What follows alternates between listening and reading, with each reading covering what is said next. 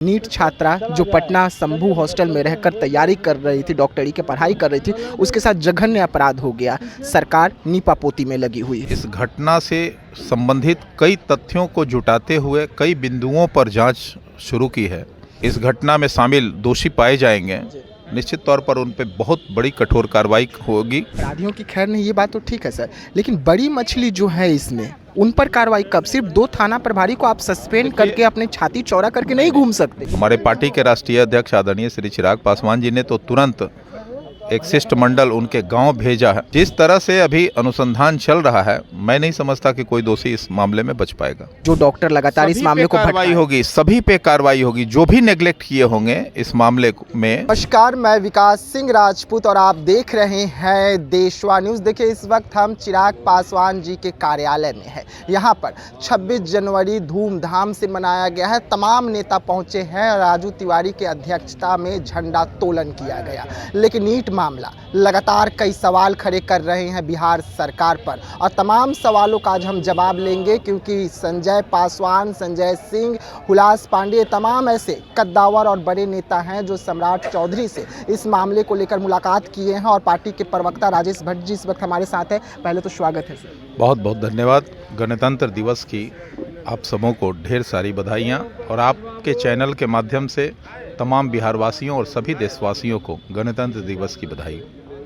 बधाई तो ठीक है सर, लेकिन बिहार में इस वक्त बेहद बवाल देखने को मिल रहा है। बवाल, अलग अलग पार्टी, अलग अलग गुट, बढ़ते अपराध, और ये सब के बीच में नीट मामले को लेकर, नीट छात्रा जो पटना शंभू हॉस्टल में रहकर तैयारी कर रही थी, डॉक्टरी की पढ़ाई कर रही थी, उसके साथ जघन्य अपराध हो गया। सरकार नीपापोती में लगी हुई है। नहीं, सरकार अनुसंधान में लगी हुई है, ये कहना बहुत ही गलत होगा। चूँकि सरकार ने जैसे ही इस घटना की जानकारी प्राप्त हुई सरकार तक, सरकार ने त्वरित तौर पर एसआईटी का गठन किया, और एसआईटी इस घटना से संबंधित कई तथ्यों को जुटाते हुए कई बिंदुओं पर जांच शुरू की है।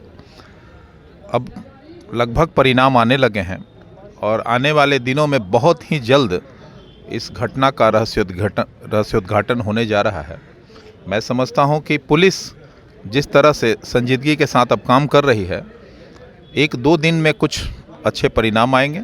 और एक बात और भी बता दूं कि जो भी इस घटना में शामिल दोषी पाए जाएंगे, निश्चित तौर पर उन पे बहुत बड़ी कठोर कार्रवाई होगी। आप देख रहे हैं कि पुलिस के जो भी पदाधिकारी कहीं भी नेग्लिजेंसी में पाए गए हैं, उन पर त्वरित कार्रवाई करते हुए उन्हें सस्पेंड किया गया है, और हर तरह की जांच से उन्हें गुजरना होगा।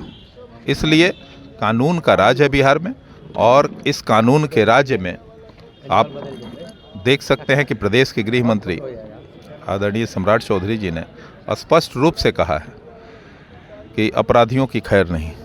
अपराधियों की खैर नहीं, ये बात तो ठीक है सर, लेकिन बड़ी मछली जो है इसमें, उन पर कार्रवाई कब? सिर्फ 2 थाना प्रभारी को आप सस्पेंड करके अपने छाती चौड़ा करके नहीं घूम सकते। देखिए, अनुसंधान अभी जारी है। ऐसा भी नहीं हो कि कोई निर्दोष फंस जाए। इसके लिए बेहद ज़रूरी है कि बहुत ही सूक्ष्म अनुसंधान करने की आवश्यकता है, ताकि उन बड़े मछलियों तक भी पहुंचा जाए और कोई संलिप्त अपराधी बच ना पाए इस मामले में। आपको लगता है कि जिस तरीके से आधी रात को कार्रवाई हुई, लाठी चार्ज किया गया लड़की के परिवार वालों पे, पीड़िता पर लाठी चार्ज किया गया, उसे पीटा गया, बीच सड़क पर दौड़ाया गया, उसको, उनके परिवार को अभद्र भाषा का प्रयोग करके गाली दिया गया, लगता है कि ये सही था, ये होना चाहिए था, वो भी राजधानी पटना में? मैं तो, देखिए, हमारी पार्टी तो उस पीड़िता के परिवारजनों के प्रति गहरी संवेदना व्यक्त करती है। हमारे पार्टी के राष्ट्रीय अध्यक्ष आदरणीय श्री चिराग पासवान जी ने तो तुरंत एक शिष्टमंडल उनके गांव भेजा है, जिसमें हमारे केंद्रीय मंत्री, ये प्रदेश के माननीय मंत्री भी थे, संजय पासवान जी के नेतृत्व में एक शिष्टमंडल गया था, और उस जांच दल ने उनसे जो जानकारी मिली उसको प्रदेश के गृह मंत्री तक साझा किया गया, और उनसे यह कहा गया कि किसी भी हालत में कोई दोषी बच ना पाए। तो जिस तरह से अभी अनुसंधान चल रहा है, मैं नहीं समझता कि कोई दोषी इस मामले में बच पाएगा। डॉक्टरों पर कार्रवाई कब होगी? जो डॉक्टर लगातार इस मामले को कार्रवाई होगी, सभी पे कार्रवाई होगी, जो भी नेग्लेक्ट किए होंगे इस मामले में, उन तमाम लोगों पर कार्रवाई होगी, चाहे वो डॉक्टर दोषी पाए जाएं, पुलिस अधिकारी दोषी पाए जाएं, या अपराधी कोई भी हो, समान रूप से कार्रवाई होगी। मतलब न्याय मिलेगा। परिवार जो डर के माहौल में है, जो लगातार कह रहा है कि हाई कोर्ट या सुप्रीम कोर्ट के जज साहब से इस मामले की जांच हो, उनके अंडर में रहकर पूरा मामला जो है वो चले, क्योंकि बिहार पुलिस पर भरोसा नहीं बचा। नहीं, मैं परिवार को आश्वस्त करना चाहता हूं कि बिहार की सरकार पर भरोसा कीजिए।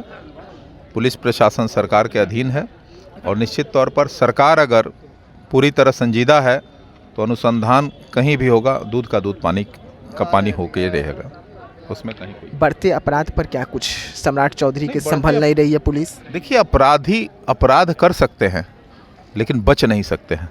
ये बिहार है जहां कानून का राज है और कोई भी अपराधी हो, इसलिए मैं कह रहा हूं कि कोई भी अपराधी हो, इस प्रदेश में अपराधी नहीं बचेगा।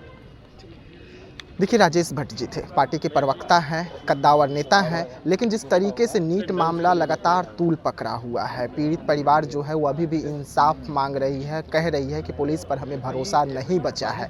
इस मामले को हाई कोर्ट के जज या सुप्रीम कोर्ट के जज के अंडर में रहकर कार्रवाई की जाए और जांच दी जाए, लेकिन सवाल कई हैं, सरकार खामोश है। कार्रवाई के नाम पर 2 थाना प्रभारियों को सस्पेंड किया गया है। तो ऐसे तमाम खबरों के लिए रहिएगा देशवा न्यूज़ के साथ, दीजिएगा इजाज़त।